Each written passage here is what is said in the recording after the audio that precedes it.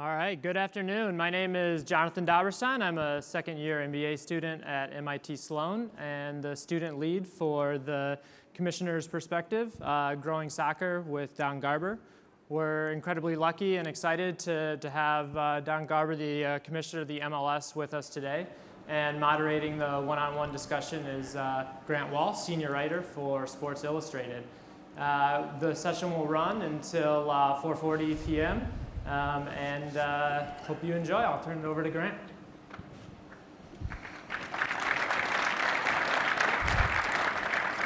Grant, ask him why he's got the football player running across that thing over there. Very good question, actually. So thanks for everyone for coming here. One of my favorite parts of my job, actually, is for the last, I don't know how many years now, you and I have kind of a one-on-one, at least once or twice a year, either in your office or at MLS Cup final time, where we really have an in-depth talk about where MLS is. Usually it's not with this many people around, so this adds an element to it, which is kind of nice. Want to thank you for coming here because you're in the middle of a lot of stuff right now with the start of the season, the labor negotiation. And there is a lot to talk about, and this league is entering its 20th season. And I'll have a couple questions about the labor talks, but just to start, I don't know how many people realize that MLS has lasted longer than the NASL did with Pele and those guys already in the 20th season. So what does it say about the league that it is in its 20th season now? So Grant, let me reiterate and start with you, dude. I want to thank everybody for coming down and MIT for doing such a great job bringing all of us in the industry together to talk about stuff that really matters to us. How do we get better? How do we use technology to be smarter? And then giving us the opportunity to chat and talk to people that can influence perhaps the way people think about our sport. The league was founded right after the World Cup in '94, and I'm sure we'll talk about World Cup stuff in the hour that we have together. And I don't think at that time when Robert Kraft and Phil Anschutz and Alan Rothenberg as the creator and Robert Kraft were creating the plan that they thought we'd be where we are today. I'm sure they hoped their investment would be around and be a much more valuable investment 20 years later, but I can assure you they didn't think we'd have 15 stadiums and 3 broadcast partners and millions of people coming to games and stadiums being built across the US and Canada. And it speaks to all the great things that are going on in our country and going on in our world and globalization and the shifting demographics of society, the young people growing up with the game that now are growing from players to being fans, all those things. So 20 years is a good milestone. As a league, we've sort of opted to say, we'll do some celebration and recognize the founders and the first goal with Eric Winalda in our first stadium in Columbus. But the real milestone will be 25 years, halfway through new television deals, hopefully through a new collective bargaining agreement, and a sort of an opportunity to really take a solid step back. Now, one thing that you've put out there now for a couple of years is that you have a goal for MLS to be one of the world's top leagues by 2022, which isn't that far away. Yeah, I'm worried about that. So 7 years from now, and actually we know what your TV revenues from your national contracts are going to be through 2022. How are you going to make this happen? Well, it's an interesting context, and I don't know if we've ever quite sort of described how we came up with that goal and where we picked 22. And it came out of when we went through the bidding process, and Sunil was just here earlier and may or may not have talked about us trying to bring the World Cup to the US in 22, and we'll probably talk about our disappointment that it's not going to be here. But at that time, we brought all of our owners together, we brought members of the Federation together, and I have sat on that board for 15 years, and said, hey, if we can get the World Cup here, here are the great things that can happen. Here's what will happen to our fan base. Here's how we'll connect the dots between participation and fan avidity. Here's what we'll be able to do to get municipalities to invest more deeply in the sport, getting corporate partners and broadcasters like the one you work for, all to help us move the sport to a new level. And we're sitting on the stage in Zurich, and Bill Clinton is our chair, and literally, as Sepp Blatter was picking the card, we were talking about where we were going to stand for our photograph. And that's a true story. And then he pulls out Qatar, and it literally was like getting shot in the chest. And we came back and very quickly licked our wounds, and we had a board meeting. We said we could just kind of retrench and think, because the World Cup's not coming here, that our plan would be different. And when we raised money for the World Cup bid, including many millions of dollars from Major League Soccer's ownership, we said if we do this, we ought to be one of the best by the time the World Cup comes. And we said, even though it's not going to be here, we need to have that same goal. We need to invest in players, invest in facilities, invest in technology, try to market our sport to a new generation of fans, and again, connecting the dots between participants and fans. And we're still focused on that. We got a lot of work to do. It's interesting, we don't think of it as limiting because of revenues. We think our revenues are significant over that period of time with new television deals, but it's all about all the great changes that are going on in our country and the commitment of our owners, and I'm convinced we'll be able to achieve that goal. So let's just dive in right now on labor talks. Why not? I know not much. You are in the middle of the negotiation. You've never had a work stoppage in this league in its 20 years. And you have players right now who are saying, we will go on strike unless we get free agency. You have owners saying, and getting fined great sums of money today for saying, you know, this is not, free agency is not even, it's a waste of time discussion. Where are we right now as far as a news update on where talks are? Well, timing of being here is not good for me. We had hoped when we made this commitment that by now we would have been resolved. We had our collective bargaining agreement with our players expired at the end of January. It was a 5-year deal. The last time we went through this process, we were resolved by a week prior to the start of the season. So we had hoped we'd be done, and it would be a great way to talk about our new CBA. But that's not where we are. We have been engaged in very detailed negotiations 24/7 up till yesterday. We'll start again on Sunday. The U.S. government has a mediation service that provides services to any union that is bargaining with management. They just helped settle a strike in California, the West Coast ports. That same mediator hopped on a plane, and he's been helping us out. And there are ongoing discussions, Grant, and we'll get together with the players, a lot of them on Sunday at the FMCS offices in DC, and we've got a couple of days to try to bang out an agreement. Our players, like all players in any union, have issues that they want to bring up with management, and they have certain rights, and the process provides them with the ability to use leverage and try to negotiate all those points that matter. And we as management understand and accept that. The issues, as you've laid out, and they've been public, are free agency. There's a lot of other issues, and we'll continue to bang as hard as we can to try to resolve them. Owners are involved. It's the first time we've had owners involved in our negotiations. They are involved with other leagues. Jonathan Kraft, who will be here later on. Clark Hunt was one of our founders, along with the Crafts. A guy named Greg Kerfoot, who owns the Vancouver Whitecaps, one of our newer owners, a very bright technology guy, sold his company to Seagate many years ago. And they'll sit with us, our negotiators, and the mediator, and we hope to get a deal. Okay. I was going to ask you about the identities of these owners. It's interesting to see they're part of the talks now. I guess one question that comes up with the free agency topic in particular is, if you're a player and you see, a guy like, who's a GM, a top GM like Garth Lagerwey in the league, finish his contract with Salt Lake last year and have offers from different MLS teams and have the choice that he made to go to Seattle, if you're a player, you might be asking yourself, why can he do that and I can't? Well, he's not a member of a union, so that's probably a good start. You're going to negotiate your contract with SI or with Fox, and the process that the production staff that might be unionized at Fox to negotiate their agreement will be very different than yours, because theirs is collectively negotiated and yours individually negotiated. So I don't agree with the analogy. Let's start with that. But I'll just make one comment on this issue, and I think it's an important one. The league was founded with a different structure. It was founded by really successful folks that had experience in the NFL, experience in the NBA, now experiences in global football and experiences in baseball, hockey, and the NBA.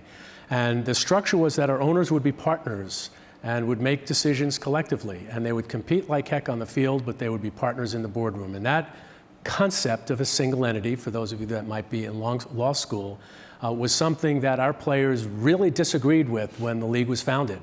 And not just our players, but all pro athletes. So the NFLPA actually funded a lawsuit and tried to argue that this system of a single entity was not competitive. It was anti-competition. It was a violation of antitrust law. And we won that lawsuit. And we won that lawsuit because we were able to prove that soccer players are competing in a global market. So that if one of our players, Andre Yedlin, who just left Seattle and was a young kid who grew up in Seattle and was not making a whole lot of money, and when his contract was up, he was signed by Tottenham, and he's making a couple $1 million a year.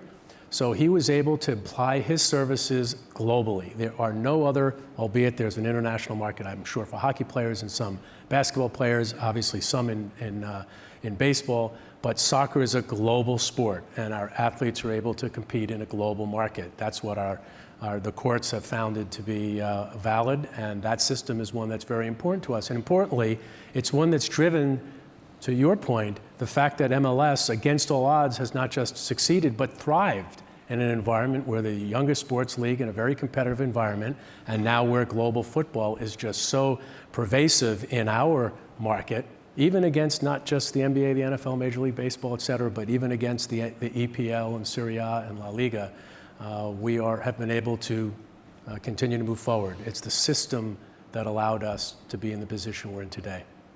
So the system has a salary cap per team, a salary budget. A lot of your fans are wondering, if that salary cap is in place, shouldn't that be enough of a governor on salaries to allow internal free agency? So it's a good question. Man U's not subject to that cap. And neither is Tottenham. One of our new team presidents for Atlanta's here, used to work at Tottenham. They weren't thinking about our cap. And certainly they didn't have a cap. There's no cap in the Premier League because they're competing in the same global market that we are. So our players are not able to deliver to us that cap because the rest of the world's not subject to it. What are the chances of the season starting on time? I'm hopeful. I believe, and I know I speak for our owners, and I know I spent a lot of time with our players the last couple of weeks. Nobody's looking for a work stoppage. We are prepared for it, and we'll do what we need to do to ensure that we have the right agreement going forward for as long a period of time as possible. But we've got momentum. We've got a lot of good things going on. We're all hopeful that we'll be able to bang through these issues. And I've got my plane ticket for the first game on Fox, on Univision next Friday in LA. Okay. And I know you are planning to be on the sidelines in Seattle. I will be at that game too, and I'm planning to be there. Hopefully with lots of fans and players in the stadium. Hope we got a game to see. Me too.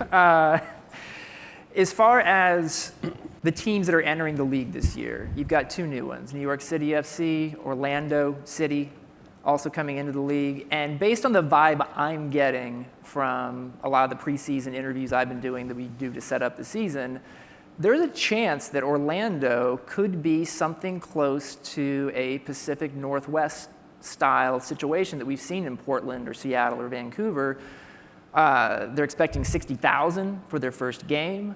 They've got a new stadium on the way. People are really into that team down there. And Florida's been a graveyard for MLS teams in the past, as you know. What's happening down there? What's changed? Well, I wouldn't describe it as a graveyard. We had teams in Miami. We had a team in Miami early on, and we had a team in Tampa.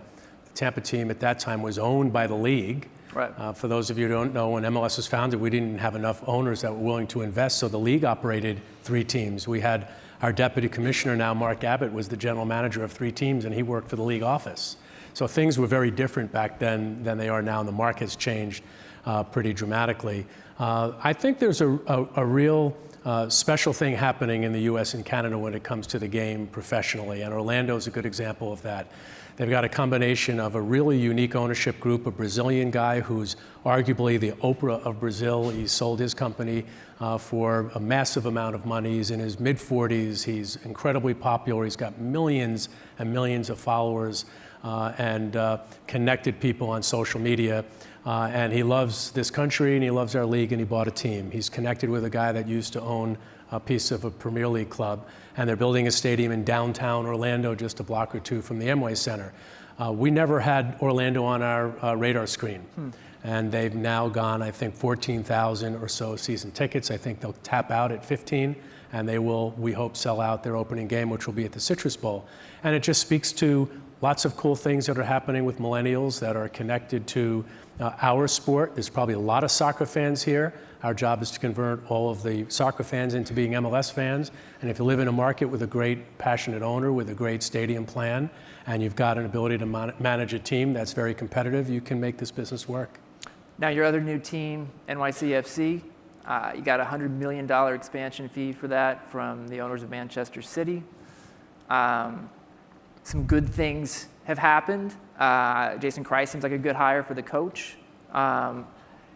Now, some other things have happened too, and it's been a bit of a mixed bag. Frank Lampard not going to arrive when first announced. The team misled the fans about the signing of Frank Lampard in the first place. Are you okay with what's happening with NYCFC? Well, usually these interviews happen in my office so that I could yell at him when he makes those kinds of comments. So I would not say that they misled their fans, and I don't agree with that at all. You know, and just to talk about, it's been spoken about before. I mean, think about the fact that you have Steven Gerrard and Frank Lampard coming into our league, and now we're talking about whether he comes in July or whether he comes in the start of the season. 2 years ago, the thought of having two of the greatest Premier League players of all time in our league would be unthinkable. We could have managed it better. Man City has stated that they could have managed it better. There's no way on earth that they had any intent to mislead anybody. They had a team that they brought in a veteran player from Chelsea, and before you know it, the guy's one of the more valuable players on their team. They were on a Premier League and a Champions League run, and decided they really need him to help them win those championships. He'll come in July when 99% of our other designated players have arrived, and I think it will be terrific. It's not easy to launch a pro sports team in a market that's crowded. You know, Orlando has one professional sports team. It's got a lot of college sports, and it's got a lot of other things going on, a couple of theme parks. But things are hard in New York, and they're hard in LA, and they're hard in Chicago. There's lots of competition. You're facility challenged, and it is just more difficult to get things done. So they've got well over 10,000. I think the number is closer to 14,000 season tickets. That's a lot of season tickets for any professional sports team. They're going to play in Yankee Stadium, which I know our players feel is pretty cool and our fans think is cool, and we're excited about it. I think it's going to be great. 2 new teams coming into the league at a time when we have 3 new television deals, and we're celebrating our 20th season. You mentioned the 3 television deals.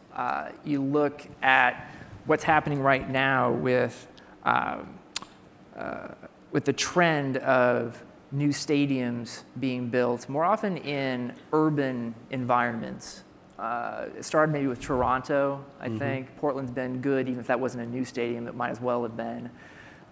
You've been working at DC, where you had a big victory and have an urban stadium on the way. You're working on it here in Boston, it looks like. What's the update, I guess, for Boston soccer fans here on where that pursuit is, and also just this general trend of urban stadiums and how the challenges? You know, for those of you who are in business school and you study trends and decisions that you make today that you've got to live with forever, and how do you properly plan to create the patterns that ultimately can drive success. It's no different in professional sports. But the other leagues, Grant, are dealing with how do they manage growth? How do they manage opportunity? Many of them, how do they manage issues? We're still managing what we want to be a year from now, and 2 years from now, 3 years from now. That's why our CBA negotiations are so important. In our league, when the league was founded, the plan was to play in big NFL stadiums. It was counter-seasonal programming.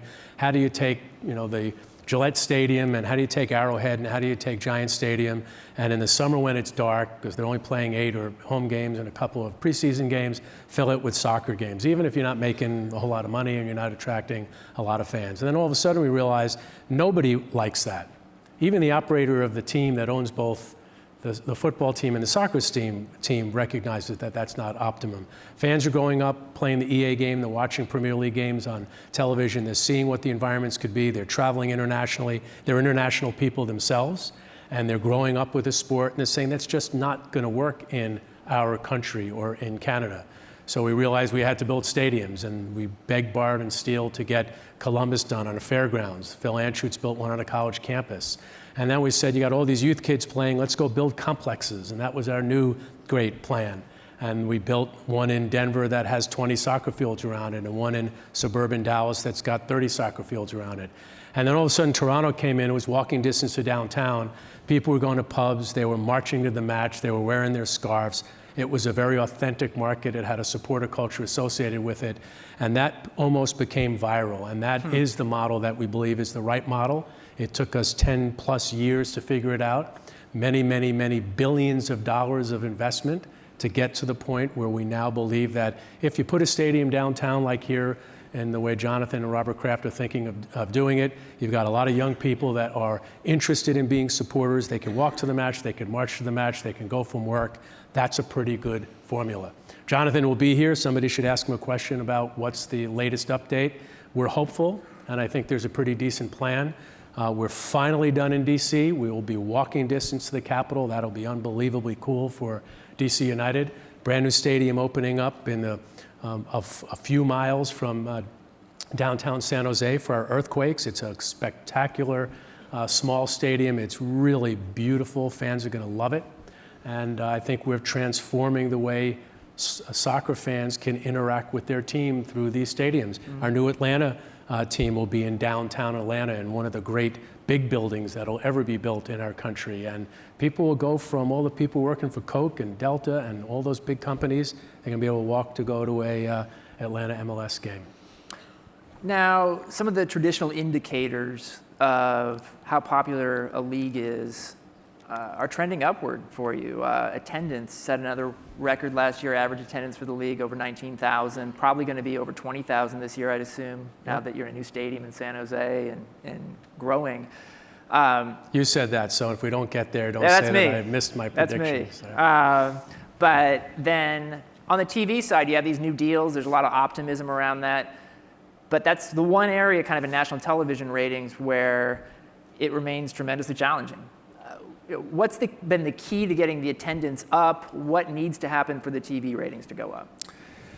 So that's a good question, Grant. And in our business, because we're so much younger than the other leagues, you really don't know what came first there either.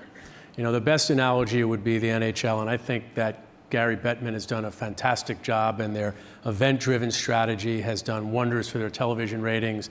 But it was a relatively local sport that had high-capacity stadium attendance and had previously had lower television ratings than many of the other leagues. And they were able to build local into some national business. And it seems like we're going down that path, that we're building a local rabid fan base that really cares about their teams. Some of our local television ratings are growing, but it's very difficult to get somebody to watch a San Jose Seattle game if they're living in Dallas. And we attribute that to time. Our teams are not yet embedded in the culture of the broad national soccer fan and fan culture yet. People don't care as much about whether Dallas wins that game against Orlando because they're not quite sure yet how it affects what's happening in New York. That takes time, and it requires some maturity of your audience. But it also, based on research, and it is an analytics conference here, we're talking to our fans, we have fan panels, we're doing a ton of research, we've got a dozen plus people that work in our research analytic group, and we're trying to understand what is it that will drive a closer relationship between the television viewer and their club. And big names are part of it. It's no secret that Kaká and Lampard and Gerrard are coming into our league this year, new television deals.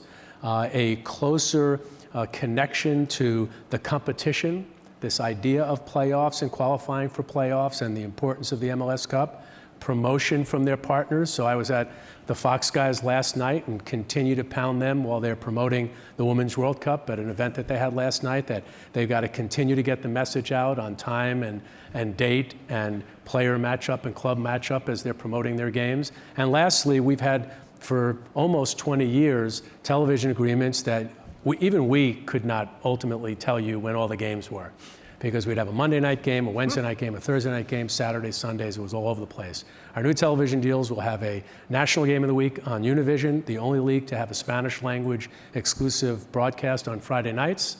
And then on Sundays, we'll have a doubleheader with ESPN and Fox, and that will happen throughout the entire season. And that destination viewing, which is part and parcel to what drives television viewership, the other leagues should help us out. You mentioned we are an analytics conference, and also in technological terms. I know you're interested in this stuff, and your league is on the sort of on the cutting edge of some of the new things happening with tech and analytics. Any specifics you can give us on that? Yeah, one of the frustrating parts about being part of a global game is that we don't have the ability to make all the decisions we want to make as it relates to our rules. One of the benefits of being part of the beautiful game is it's the beautiful game and people around the world love it. And when Barcelona is playing Man City, people here in the US care about it. And if Messi comes to our new team in Miami some point, people will really care about it. The downside of that is that there's a structure where the commissioner of the league can't set the rules. We don't control our officials. They're ultimately controlled by our federation, my friend Sunil, and he has to answer up to a confederation and the folks in Zurich. Today or tomorrow, the IFAB, the International Federation of somebody that has something to do with creating the rules, that's not me, they're going to sit down and they're going to talk about, and it's been there since the 1800s, literally. No, it's crazy, actually. And it's like literally like Ireland and England and like those original countries. Right. And they determine the rules. And that we accept. We're part of our, we're connected with our national team. We get our rights to do what we do from FIFA. If I were king, we would have instant replay. We would have cameras in on our players. We would be putting them in our goalposts. We would be having microphones on our fields. Our guys would be wearing GoPro cameras, and we would be doing a whole lot of stuff to be able to attract the attention of this new young audience that's connecting with us as a sport of choice. And in order to do that, we've got to engage with them in ways that they're used to. Yeah. And I do believe the other leagues are going to be very, very active because they have the ability to do that because they don't have to do anything other than get their owners to approve it. And they have equipment where they can embed things. The GoPro did a deal with the NHL during their All-Star game, and I watched and I thought it was very cool. So, I'll throw out to you. You always say we got to have some news. Let us be the guinea pigs for just about anything these folks want to do. We're open to it all. Obviously, we have some resource constraints, and we have uniform constraints that are different than other leagues. But we are doing a lot. We are testing our players and monitoring our players. The IFAB is looking at this issue. We do have our players training with compression gear on, with Adidas MyCoach data collection devices. We're able to track movement and track biometrics and a whole bunch of other information. It's one of the things our players care about, ensuring that they are in control of this. And it's enormously important.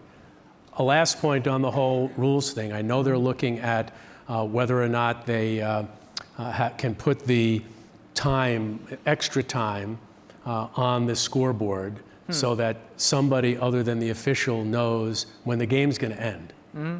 And I just find it absolutely shocking that you'll have a World Cup final with 1 billion people watching it, and only one person knows when the game's going to end, and that's the official, and he's keeping it probably on some Timex watch that costs $20, and nobody else is aware of it.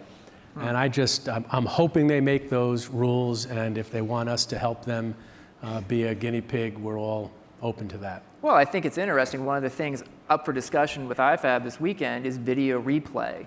And even Sepp Blatter has changed course and proposed a potential challenge system with video replay with maybe 2 challenges allowed per game by each coach. Right. Would you be okay with MLS being a testing ground Absolutely. for that? Absolutely. And frankly, we should be more aggressive and go to IFAB and come up with some concepts that, when our dust settles a bit, that we would recommend perhaps they look at. Monitoring is a big part of it. And I think monitoring for health and safety is one thing, but monitoring for fan engagement is another. And we need more fan engagement. Okay. And we shouldn't let soccer, the most popular sport in the world, be behind the rest of global sport. Lots of sports all over the world just because of our structure. We should be able to use the power of our influence to be able to lead an area where everybody cares about the sport, perhaps more in other parts of the world than they do here. Another thing that I find interesting is Goalline Technology. Traditionalists for so long complained this would hurt the game.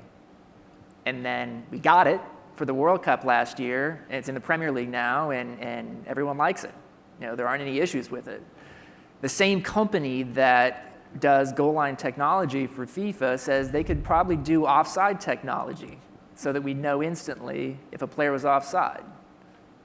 You're okay with testing that in MLS at some point? Absolutely. So you're pretty wide open, it sounds like, We are. on this. I mean, If you haven't gotten that. Yeah. Okay, And it's great. that wasn't part of this plan. It's just the way we believe. And Yeah. again, I think just the U.S. Canadian-based sports leagues tend to be more technology focused. It's the nature. It's a lot of technology is happening in our country, so we ought to be. But I believe the sport needs to move and it needs to evolve. Perhaps it's the fact that I spent almost 20 years at another league and I didn't grow up with the game, that I believe that the traditions are what makes the sport what it is today. I believe it's the traditions that help soccer and football be popular, but I don't believe changing some of those traditions will hurt the league. And that being said, as you know, Grant, when I came into MLS and I noticed that we had shootouts and we had a bunch of other stuff, to me that was counterintuitive, not because the shootouts made the games more or less exciting. It's just not the way the game was played anywhere else. And we needed to show the world that Americans can get this game and that we don't need to dumb it down. We don't need to change the rules. People don't care about games ending 0-0, 1-0. I don't believe that's what holds back the popularity of the sport. Lots of people are watching the World Cup. Lots of people watching MLS games. Lots of people are watching Premier League matches, and they actually like a 0-0 game every now and again. Now, also in the news is a FIFA task force came out in the past week and recommended that the World Cup in 22 in Qatar be switched from the traditional June-July to November-December. Now, you were on that task force, as I recall. Did you support that? And what does that mean for MLS and its own scheduling? Well,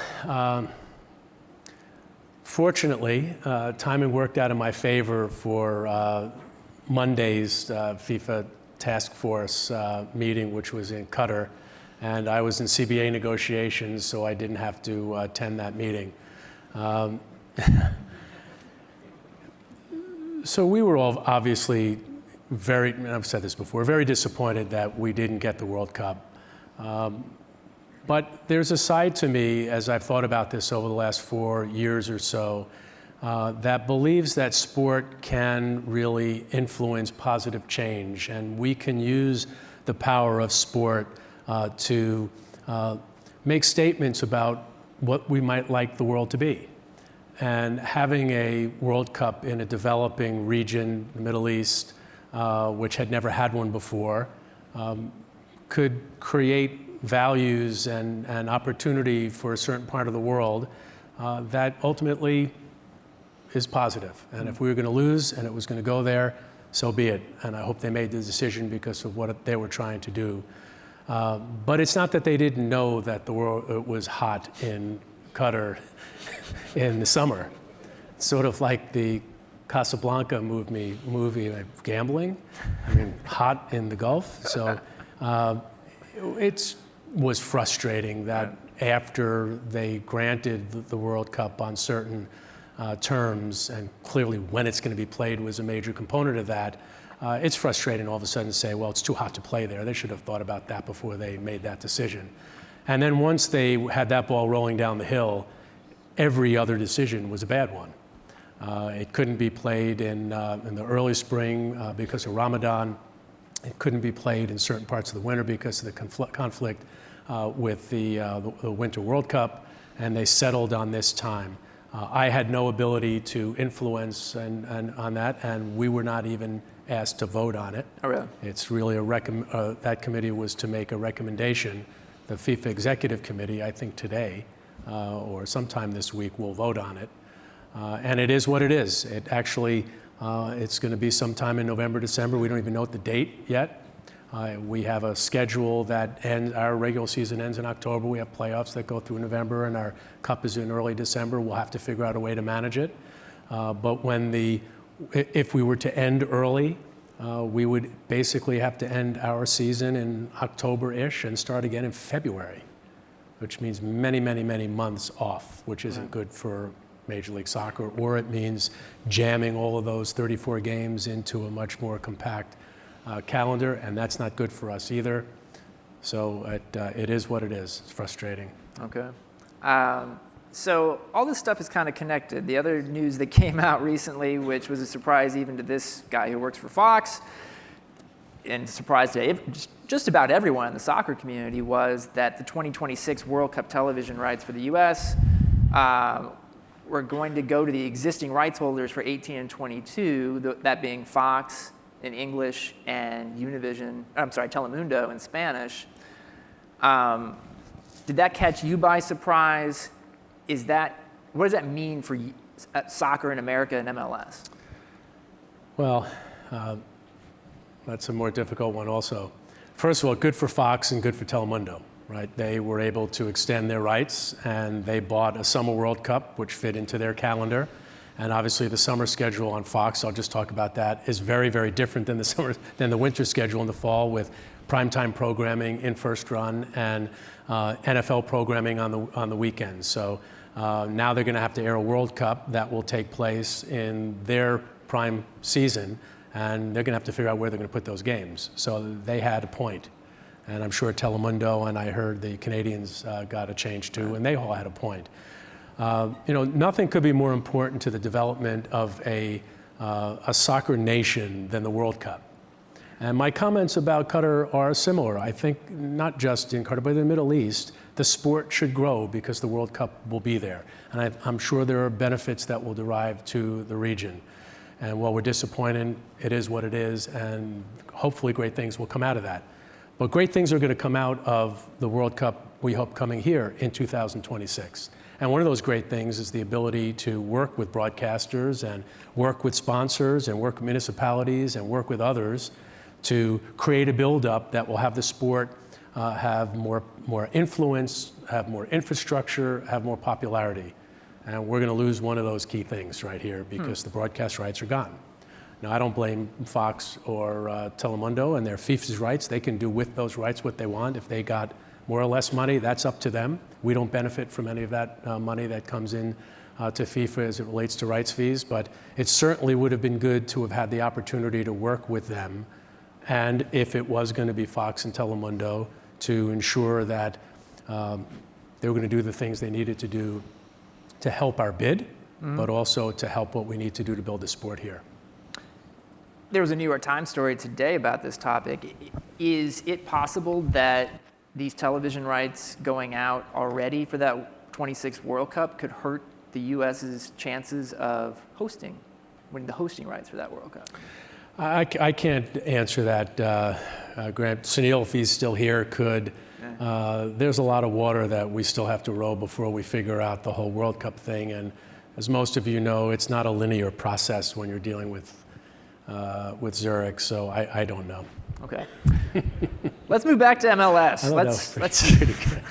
Let's talk expansion. You're a rapidly expanding league. You have 20 teams this year. You'll have 22 in 2017. As I understand it, you want to be at 24 teams by 2020.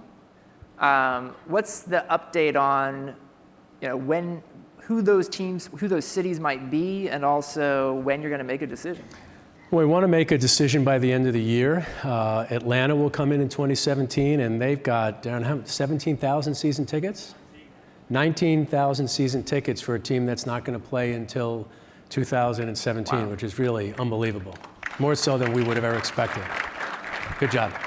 So they'll come in 17. LA, which is a new team coming in after we folded Chivas, we hope will also come in 17. And they too, by the way, are making progress on a stadium plan for that new team. That gets us to 22, and we only have 2 more teams left. You'll ask about David Beckham in Miami, I'm sure. So there's a number of cities that are vying for teams. Minneapolis is one of them, and there's enormous momentum in that market. They've got a great NASL team. There's a really cool dynamic happening in the downtown area. There's a ton of millennials that are moving in there. There's a lot of corporations and young people, particularly people from many different countries are moving to that part of the country. So we think Minneapolis would be a great market. Sacramento, we were just talking earlier, Sacramento is going to have a preseason exhibition game with their USL team, which is 3rd division, and they've sold 20,000 tickets for that, which is amazing. So there's a lot of activity in Sacramento. There's many things going on in the NFL environment as it relates to St. Louis. St. Louis is a great soccer town. We've been engaged there. San Antonio is another market. We have a game, for those of you who don't know, the U.S. is playing Mexico in San Antonio in April. We sold that game out. Tickets went on sale about 3 weeks ago. That game sold out already in the Alamo Dome, 60,000+. It's the quickest we've ever sold out a U.S.-Mexico match, and it's not for many, many months. I don't even know the date. So San Antonio is a great market. So there's a lot of activity. This league will continue to grow. I'm not sure how many teams some other commissioner will have to manage 20 years from now, but there's a lot of opportunity. Okay. You mentioned Beckham in Miami. Here's a guy who, when he signed his deal to join Los Angeles in 2007, part of that was an option to become an owner in the league down the line. He wants to exercise that option. He wants to be in Miami. It was announced, big press conference a year ago, that the league wanted to be there if they could get a stadium. And we haven't seen a lot recently about it. What's going on? So just interesting sort of dynamic with David. He had an option that was part of his employment agreement. David came in, we had 10 teams. And he said, hey, if I can help this league grow by being here, I'm making a lot of money playing for Madrid. I'm looking for a life change. I want to make a difference. I love your country. My wife wants to move to the country. He's got a new fashion line. And I'll play for really significantly less than I was making in Europe. But if I help grow your league, I want to have the opportunity to buy a team. And the condition was if we went from 10 teams to 20 teams in that 5-year period, and we thought the chance of that happening was 0. So for all of you folks who are working on planning, never say never. We thought the opportunity out was 0. The last team sale was $10 million, and he had an option for more than $10 million, but not a ton of money. And we thought the likelihood that we would ever get to a franchise price at that level was 0 within 5 years. And sure enough, we sold the team for $100 million within that 5-year period. So David has a valuable option. The press conference was he needed to pick a city, and he picked Miami. We went down to Miami, which is a difficult market to build anything in because lots of great things were going on down there. Real estate is expensive, and we lost 2 sites, 2 different mayors within the same city. So not quite sure how we were able to chart through that. We're still focused on seeing if we can get a stadium deal done. David is a very special guy. I mean, maybe when he's an owner, he can come here and talk to this group. I've never been around an athlete like David Beckham. He's obviously a big celebrity. He's incredibly smart, very focused, very strategic, really wants to be involved in building Major League Soccer and having an opportunity to grow the sport in our country, and I hope we get something done. Got a few minutes left. I think we were potentially opening it up to some questions if people had any. But one thing I wanted to ask about was one of the biggest trends we've seen in this league in the last year and a half is top U.S. national team players coming to MLS. Clint Dempsey, Josie Altidore, Michael Bradley, Jermaine Jones. And there's been a lot of debate on whether this is good or bad for the national team. And I'm actually more interested right now in asking the question, just what led to this strategy? Was there something specific that happened that suddenly this was part of getting the league to where it wants to be? No doubt. So a very, very focused strategy. We believed as we were thinking about what the next 10 years would look like, how do you become one of the top leagues in the world? And being one of the top leagues in the world doesn't mean being more valuable than the Premier League. It means being thought of and discussed in the narrative when the big leagues are talked about, as opposed to the IFAB making decisions about rules and talking to UEFA about it. They might make some decisions and think, well, maybe we need to talk to Major League Soccer about it or talk to US Soccer about it. And our goal of being ascendant, if you will, started with we needed to be the league of choice for American players. And most of the top American players were not in our league. Part of that was they believed they can get trained better, they believed it would be better for their careers, and they believed they could make more money, and they thought it would be more valuable for their national team career. I'll put whether or not our coach thinks it's more valuable for them aside for a second. Ultimately, we went on a very, very focused plan and said, we got to bring them all back. And for the most part, we have them all back. And we will do what we need to do to have young kids who are growing up playing grassroots soccer in this country, being able to, or in Canada, walking up and looking through the fence like they used to do in baseball stadiums or in football stadiums, and seeing Clint Dempsey curving balls in at a training ground and saying, I want to be that guy and I want to wear a Seattle Sounders jersey, and ultimately be a star in my country. Yeah. And that's been very expensive, but it's been something that we very much believe in. It's a very focused part of our strategy. Now, we talked earlier about some of the wearables, some of the technology that your players may end up wearing here at some time. They can reveal fitness and things like that. And that would be interesting for fans. Do you think it might also say something to the national team coach about his MLS players' fitness levels?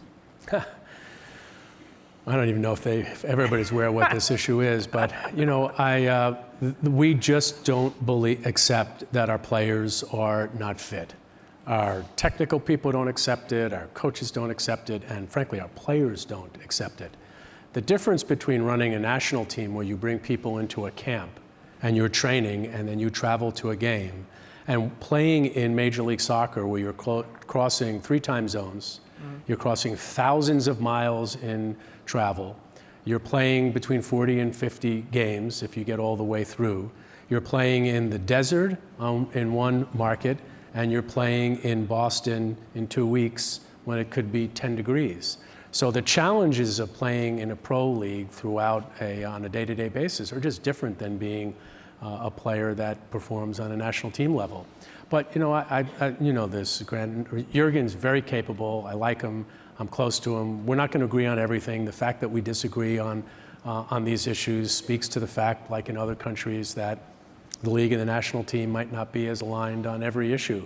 And we're going to do what we need to do to be the best possible league, to have more people care about us, to sign the best players, to put them in the right environments, to have the right training grounds, to be able to pay them what we could afford to be viable and to prosper. And that's our goal. And if our national team can continue to grow as a result of that, that would be a great byproduct. But I don't think they're as connected today as they were 10 or 20 years ago. Okay. Is it possible to get folks to ask questions, or is you might have to just, you know, there's no mic, you might just have to yell loud. Thanks. There's a guy over there, and then one guy in the back there. Sorry. Just a quick question on the conversation with the NCAA and the soccer, the potential change to the NCAA schedule, and your thoughts on that, any progress there from a former player myself. So, you know, it's a good question. I don't know if it came up in Sunil's discussion. The Federation is trying to lead a debate with one of the conferences to talk about how the rules might change a bit. So at the very least, you don't have unlimited substitutions, and you're not playing a really, really short schedule, so that players who opt to go to college can come out of college being better prepared to be professionals.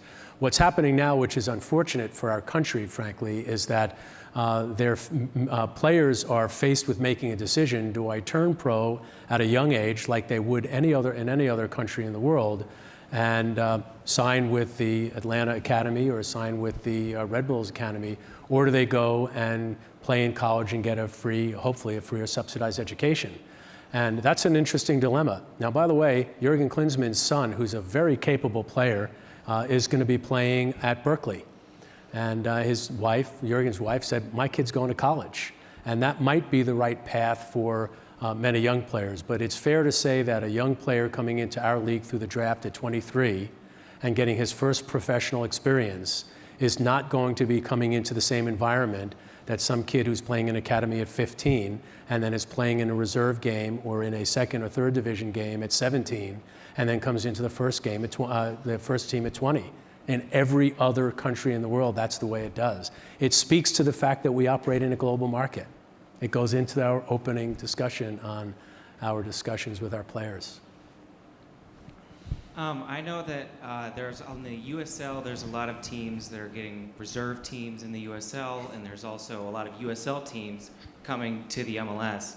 My question was, is there eventually going to be a path where the MLS and the USL basically kind of merge together to kind of create a big several tiered structure in the United States? Well, it's really two questions, right? The question is, would we do it with the USL, and then will there be promotion and relegation, right? So I think that's a fair way to categorize it. For those of you who know, the USL is the third division in pro soccer in this country, and now 8 or 9 MLS teams have put teams into that league and are playing at lower levels. So our rosters of 30, the younger kids that are both in our academies and the young kids at the bottom end of our roster, we call them development players.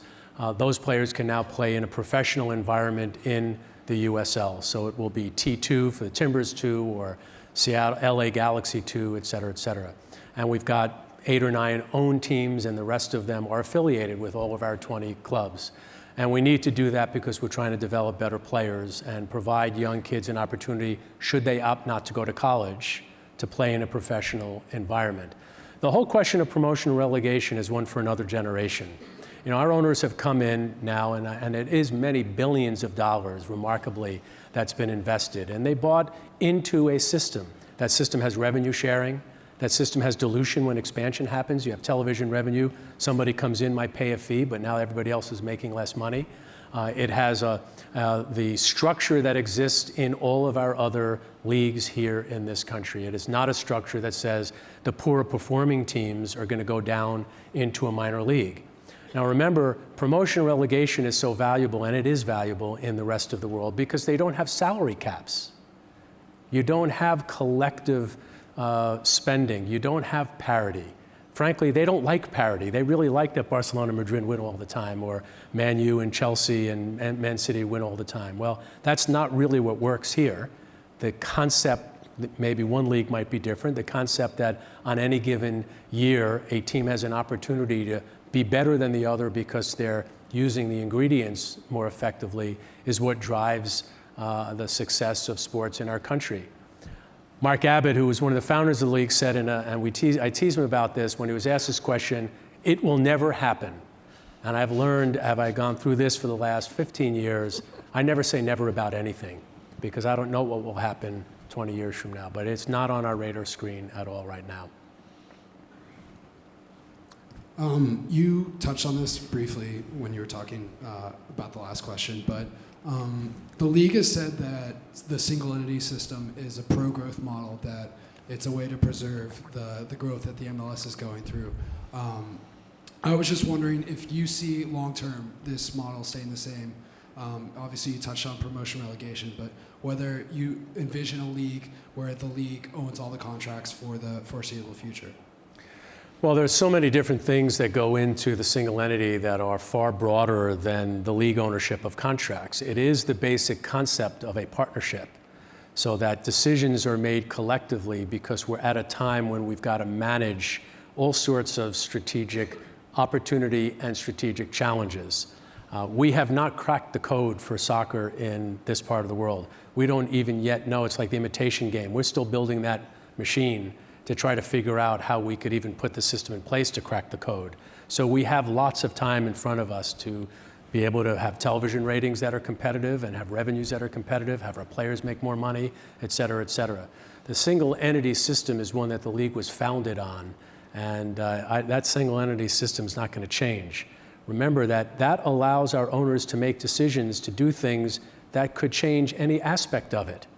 So they made a decision in 2007 to have a designated player. Well, think about that. We have 3 players outside of our budget, and our owners can spend whatever they want to spend on those players. That was because collectively the owners decided to do that. One guy didn't decide to do it, and then have everybody else chase after him, and the next thing you know, you're now trying to figure out how you pick all the dead bodies up off the field. So the single entity system is about partnership. It's not about, it wasn't created to say, how could we control contracts? Guy in the back. Or, I don't know, he doesn't have a mic, I'm sorry. Grant's supposed to do this, or this guy's supposed to do it. Mr. Commissioner, have you looked at the World Cup ratings, which would put it on par with any other of the Big Four except for the NFL, and done a cost-benefit analysis of bringing the next major star over here in their prime when their global peak is at their finest as a means of advancing really advancing the league? Have you done any analysis towards that and maybe that as an end goal in terms of growing the league? It's a good question, and it speaks to trying to link in what really, beyond just liking sports, you folks are interested in strategy and business and analytics and thinking about things as opposed to just, being here because you like sports. The whole concept of the designated player came out of research, and it came out of the fact that Beckham had expressed interest in coming here. And the number's been out there. Our salary budget at that point were less than $3 million. David Beckham made $6-7 million a year, right? So how do you kind of figure that out? And we did an analysis. How many more tickets would be sold? What would it do to the Galaxy sponsorship? How would it affect our television negotiations with ESPN at that time? Because it was all happening at the same time. What did we think it would do for rising team values? And as now with 20 designated players, when a club is looking to pay that kind of money, they go through a very extensive analysis. And I'll say, folks here, because it's out publicly, the league even will help subsidize some of that because we think our national revenues could go up. So every time a decision like that's made, it's done analytically. We did sign our first young international designated player, a guy named Sebastian Giovinco is 27 years old, 28 years old. He left the Serie A and was coming in and out of the Italian national team. It's the first time we've had an international player at that age. But Michael Bradley's 25 years old, now probably 26. And Michael Bradley makes a lot of money and was playing for Roma. He was in our discussions the other day, and he's been talking about people around the world really looking at Major League Soccer because they believe that this is a league on the rise. But the economics have to make sense for any commissioner or league management or ownership or team executive to not go through extensive planning and analytics on any expenditure is just not what happens in our business. Yeah, I was going to ask, it's very clear European soccer how important the role of academies are, and you guys have done an excellent job of building academies here in America. So to build off of what he said, as a MLS fan, a Dynamo supporter, I would love to see superstars from around the world in their prime in America. What have y'all done to look to bring over superstar potential youth players to our youth academies? Let's say preventing Messi from going to La Maisa and maybe coming to the Dynamo Academy instead, because a lot of it is based on family situations, and I can't think of a better country where a family would want to move from if they're, let's say, in an impoverished country than America. Have y'all done anything? It's a good question. You have certain issues with young players that are the working rights of any youth that's anybody who's under 18 years old. So there are certain things you can do or can't do to pay somebody that is under 18. So there are lots of restrictions, labor restrictions and working rights restrictions that we don't just have, but the other leagues have. And Sunil has been very active in supporting this, where a number of kids that are in our Dallas Academy, by almost the dozens are getting recruited to leave the US and go play in Mexico because they don't have citizenship, very timely issue for us. And MLS or Liga MX clubs are signing them to pro contracts before they're 18, which is a violation of FIFA rules, which is trying to prevent Barcelona from coming in and getting a 14-year-old Messi. How old was he when he went over? He was 14. 14 years old, and it's just, if that happens, you're just going to mine all of the young talent from countries that need those young people to be part of their system. What we do need to do is have better infrastructure. We need to have better training. We've hooked up with the French Football Federation, which is known for great youth development. All of our youth coaches go over and go through a training program that's a year long with the French Federation, not something that we've ever really talked about publicly. It's mandatory for them to do that. The league pays for that resource. So we've got to get our coaches better. We've got to get our facilities better, and we've got to be in a situation where that kid in Houston thinks that going into the Dynamo Academy will be better for their career than going and leaving our country. Very focused. We're spending more on this than we spent on player salaries 5 years ago. Got time for one more question? Me. Commissioner Garber. Merritt Paulson did a very interesting thing, and Sunil didn't really allude to it a lot, but the NWSL is partially owned, or their 30 players are funded by the Federation. Merritt Paulson was the first MLS owner to buy into a NWSL team. Then Houston did it. So where do you see that relationship going? Because the next franchise is supposed to be Atlanta, and you're funding a team in Atlanta. There's discussions about expanding 2 leagues at once with 2 separate commissioners when they could possibly be integrated and have these great infrastructures already built into with facilities, fan supporters, and city and municipal groups. So where do you see that all going?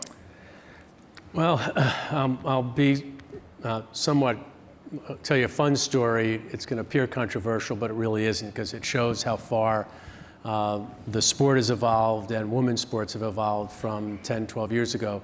So I remember many, many years ago organizing a meeting with what was the WUSA, with a bunch of owners that were of the quality of the MLS team owners, and thinking about how could we organize a joint program together. And a lot of that had to do with joint ownership, joint facilities, and et cetera, et cetera. And we were not able to reach agreement, and one of their players got up and at a press conference on the steps of one of our meeting room, which was in Denver, and that player said, "We'd rather fail on our own than succeed with the men." And I remember walking out of that and saying, boy, this is going to be a really long process. And the women's game professionally has gone through a number of different iterations to where it is now, which I think is very positive, where our federation, the Mexican Federation, the Canadian Federation are in essence funding the national team players to be playing professionally. And then they're going out and trying to provide some opportunity for those individual investors. We are now very focused and are deeply, deeply committed to this project that we have that has a long way to go. And I don't believe it makes any sense for us to distract the league collectively on anything else. That being said, if Merritt or the owners of Houston or if Arthur Blank wants to do a women's team and they have the capacity to do that, we will do what we can to support them. You should know that our marketing company, we didn't talk about this, Grant, but the league does have a marketing company that has only 50% of its revenue coming from Major League Soccer. The rest are rights that we own that allow us to exploit the intellectual property of soccer globally. The U.S. Soccer Federation, the Mexican Federation, CONCACAF, and the Women's League. We help them sell sponsorship. We help them with some operations. We help them with league expertise. We help them with our resources and officiating, and we'll do everything we can to move that game ahead. I think that is it. But thank you very much for taking the time. Thank you. Thank you to everyone.